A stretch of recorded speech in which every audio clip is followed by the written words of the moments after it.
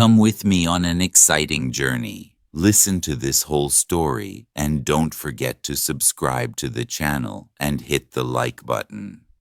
Do you believe there's a place where no one ever left alive without leaving behind a mystery bigger than their life? A place where the echo of chains mixes with the crash of waves, the stench of dampness with the taste of fear, and the eyes of prisoners with walls that remember screams no one ever heard.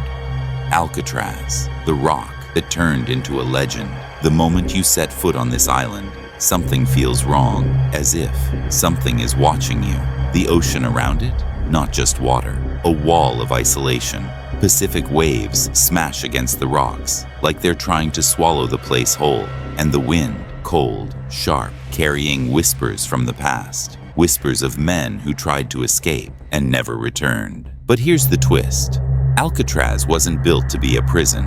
No. In the mid-1800s, it was just a military fort guarding San Francisco Bay. And yet, stone by stone, the fortress became the most feared prison in America. The cells weren't just cages. They were psychological traps. Walls so thick you could barely hear the prisoner beside you. Light barely creeping in through tiny slits. You wake up and don't know if it's morning or night. Just a faint glow. And then, nothing.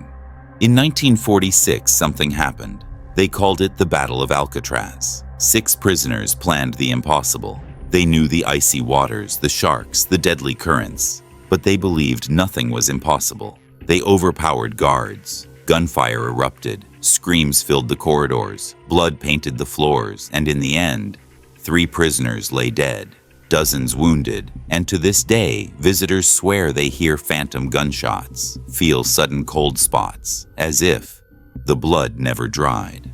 But maybe Alcatraz isn't just a prison for bodies. Maybe it's a prison for souls. The Ohlone people, the island's first inhabitants, believed it was cursed. They said it was home to evil spirits. And prisoners decades later, they reported the same. Screams in the night, in a prison drowned in silence. Scientists explain it as isolation. Your mind invents sounds, faces, shadows. But how do you explain the tourists, free, safe, unafraid, who swear they felt icy hands on their shoulders? Now, imagine walking down corridor 13, metal doors groaning, cold seeping into your bones. Suddenly, footsteps. Behind you, you turn. No one. But the sound doesn't stop. Echo? Or something else?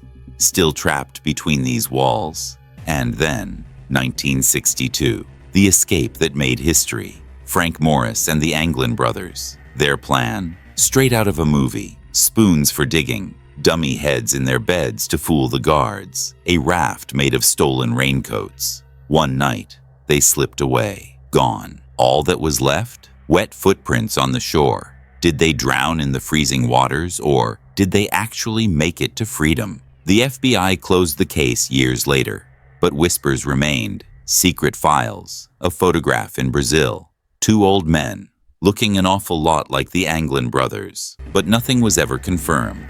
And here's the cliffhanger. What if they really did escape? What if Alcatraz wasn't the unbreakable fortress we were told it was? What if someone on the inside helped them? Wait, before we go deeper into that theory, come with me. Let's step further into the dark halls of the rock. Back inside, into the corridors where the sun never enters. Every iron door isn't just a barrier, it's a curse. Some cells were so small that if you stretched out your arms, you could touch both walls. Can you imagine living years in a space too narrow to even take a deep breath? Among the hundreds of prisoners who passed through Alcatraz, one carved his name deeper than anyone else: Robert Stroud. The world knew him as the Birdman, a killer, brutal, brilliant, and yet, inside Alcatraz, he became a legend. Picture this: a murderer locked in a cold, filthy cell, raising birds, studying them. He wrote full research papers on avian diseases. Some of his books are still used in science today. How does a killer turn into a scientist? Behind bars. In his first prison, guards let him keep birds, but in Alcatraz, he was forbidden. And still, Visitors swore they heard chirping from his cell after midnight. Birds. That didn't exist. So the question remains, were those sounds only in Stroud's mind, or had the prison itself become a mirror for his obsessions? Psychologists say isolation tricks the brain, turns memory into hallucination, but others insist the birds weren't only in his head. Voices, shadows, cold touches, prisoners and guards reported them alike. One guard wrote in his diary that during a night patrol he felt someone behind him. He spun around. No one. And yet, the sound of keys. The creak of a cell door slowly opening. Every cell had been locked tight. Not a single inmate missing. Hallucination? Or was the rock playing with his mind? Listen closely.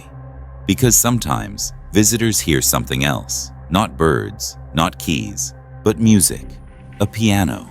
A slow, mournful melody drifting through the abandoned wing.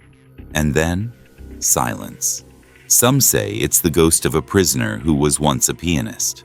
Others claim it's just sound bouncing through concrete corridors. But how do you explain a full melody played in the middle of the night? Now, the most terrifying story of all. Cell 14D. They called it the Cursed Cell. A solitary confinement chamber colder than the rest. Even guards avoided it. One prisoner was locked inside for the night. By morning, he was dead, eyes wide, face frozen in silent terror. The guards wrote in their report that he screamed all night. "He's here! He's in the dark!" When they opened the cell, nothing. Darkness, silence, a scream, then nothing. Doctors said it was psychological collapse, sensory deprivation, fatal hallucinations. But what about the marks on his body? Signs of strangulation no one could explain. And there's more. Long before Alcatraz was a prison, sailors warned of the waters around the island. They spoke of pale bodies rising from the waves at night, only to vanish again. They called them the drowned souls. Later, prisoners who tried to escape swore they saw faces staring at them from beneath the surface. So maybe the rock isn't just a prison for men. Maybe it's a trap for the soul. No wonder they called it the prison with no escape.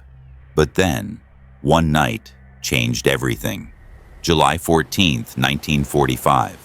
Two inmates, Ralph Rowe and his partner, leapt into the bay under cover of darkness. Later, one body was found. The other, nothing. No corpse, no blood, no trace. Some local fishermen swore they saw a strange man floating far from the island.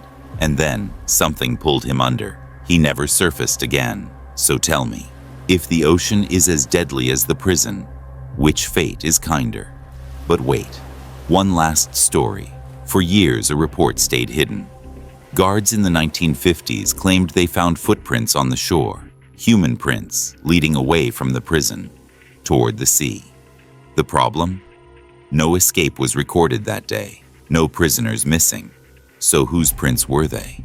And more importantly, did someone return from the sea? Here's the cliffhanger.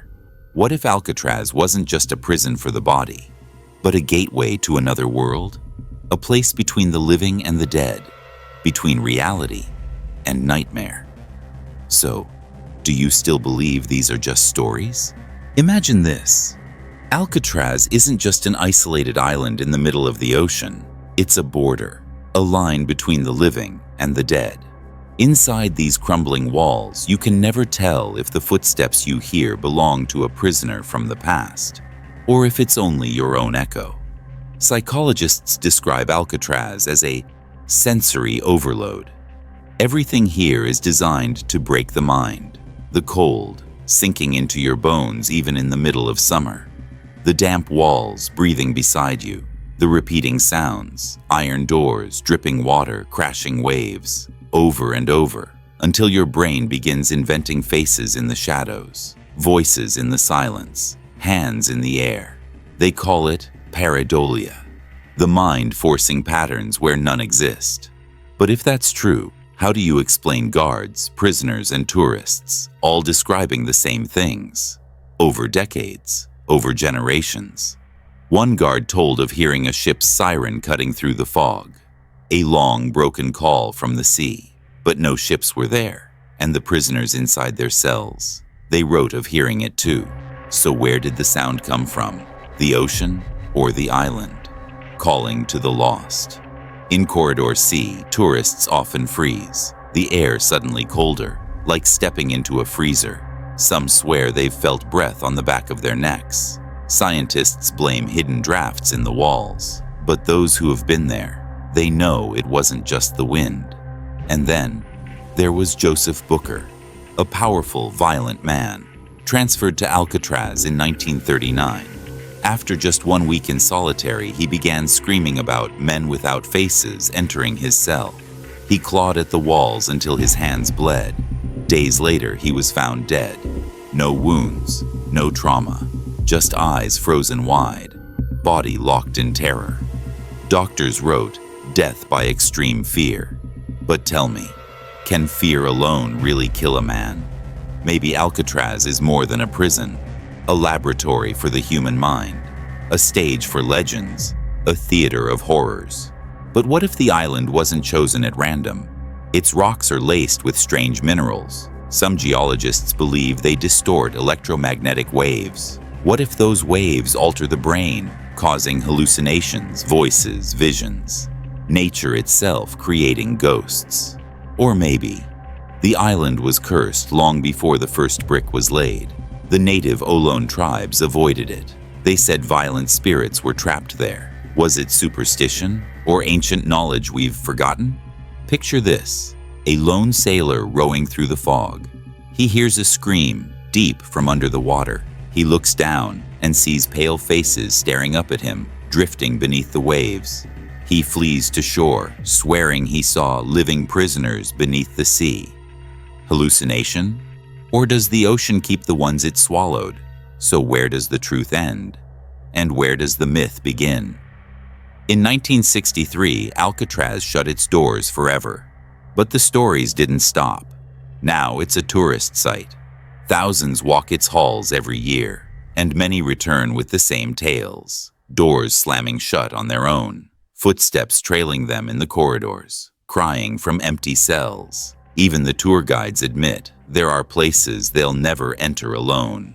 Today, scientists study it as psychology. Historians record it as folklore. Tourists treat it as a haunted house. But Alcatraz is more than that. It's a mirror of what humans fear most: isolation, darkness, loss of freedom, and death.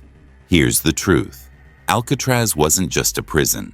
It was a test of yell against the impossible. Some broke, some fought, some perhaps escaped. But the real question remains: was the true prison these walls, or the fear within? And now, I'll leave you with this. If you were locked inside Alcatraz, surrounded by cold water, ghosts, silence, would you try to escape no matter the cost? Or would you surrender and wait for the end?